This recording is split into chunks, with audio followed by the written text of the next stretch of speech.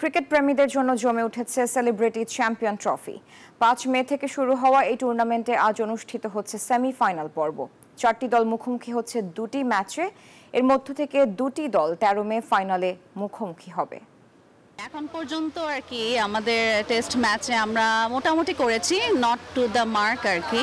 আমার কাছে মনে হয় টোটাল এনভায়রনমেন্টটাই ডেভেলপ হয়েছে, প্লাস আগে তো ইনডোরে খেলাটা হতো, এখন এত বড় একটা ফিল্ডে আমাদের অ্যাকচুয়ালি যারা ক্রিকেটার তারা যেভাবে প্র্যাকটিস করে খেলে আসছে ওইভাবে আমাদের একটা ট্রেনিং দিয়ে তারপর ফিল্ডে নামানো সব কিছু নিয়ে আমার মনে হয় আগের থেকে কয়েকশো গুণ বেটার। আর বসুন্ধরা স্টেডিয়ামটা আসলে প্রপার এরকম স্টেডিয়ামে নিজেদের মতো করে পাওয়া এবং খেলাটা তো খুবই আরামের, কারণ ব্যাটিংটা বান্ডেল থাকলে প্রতি সেনমানিতে টাকা বাঁচবে।